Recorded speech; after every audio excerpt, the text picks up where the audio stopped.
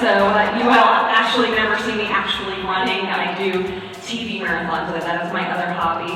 And I have an affinity for The Walking Dead, so much so that I created a web series that was inspired by it,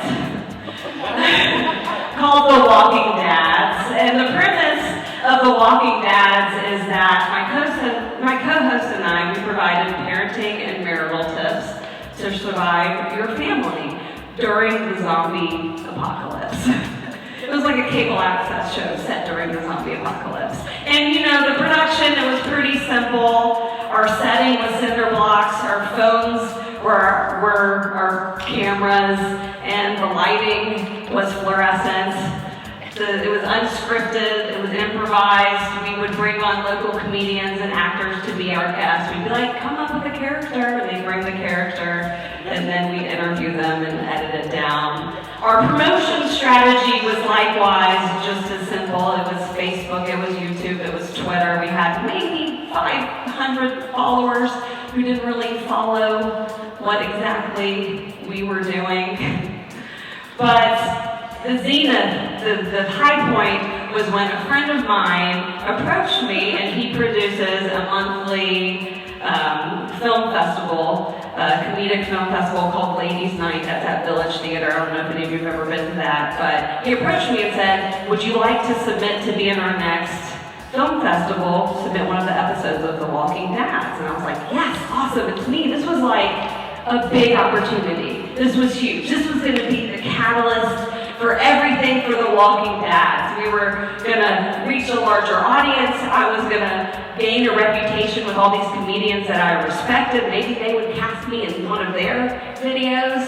And so the issue was that we had to submit something that hadn't aired yet. And aired could be on YouTube or Facebook or whatever. So we couldn't use a video that we knew had already worked or resonated with 56 people. So luckily, we had just shot some footage, so we had just enough time to edit it to turn it in by their deadline. And the day that everything was due, I got back the video. And it was horrendous. It was terrible. We forgot to introduce ourselves. Michael and I were just like, hey, we're your hosts. We never said, my name's Amanda, my name's Michael. We forgot to set up the premise of the entire show so that when the audience viewed it, if they had never seen an episode, they would have no idea that this was set during the zombie apocalypse. And then we had a guest on who had an entire backstory from another episode that we never touched on. So people were just like super confused about, what was going on. And to make matters worse, we had decided to upgrade our cameras to a digital XLR camera, and we had kept it on autofocus. So it looked like the lens was covered in Vaseline.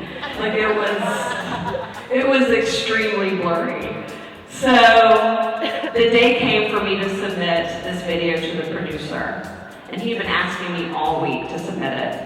This is the deadline, you're gonna get it to me by this deadline. I'm like, oh yeah. So at that moment, I had to choose between quality and commitment. So what do you think I chose? Commitment? Yes, I did. I chose commitment. I turned it in. I submitted it. I held my nose. Michael and I went to the film festival the next day. It not only was jam-packed, it was sold out. It was sold out. Michael and I sat in the 5th row. We were center stage. The first film went on. Everyone laughed hysterically. The second film went on. Everyone laughed hysterically. Then it was our turn, and our title treatment came up. It said The Walking Dads. The Walking Dead song played underneath it. Everyone laughed hysterically. And I thought to myself, hey, maybe this isn't going to be as bad as I think it's going to be. Maybe I am my own worst critic. And then the laughter died down. And it never came back up. And no one laughed the entire time, which as a comedian is the worst thing to happen. And it was embarrassing. I was horrified. I struck down into my chair, and everything ended. The audience voted. We did not place at all, and I snuck out. So I'm a pretty Pollyanna type person, so I try and figure out the meaning to everything so I can learn from things. And I feel like usually hindsight's always 20/20, but in this case, it's just not. It's not 20/20 because I feel like quality and commitment, they're both important. And if I could do it all over again, I'm not so sure making the other decision would have been better. And in the end, I just fucked up, Atlanta.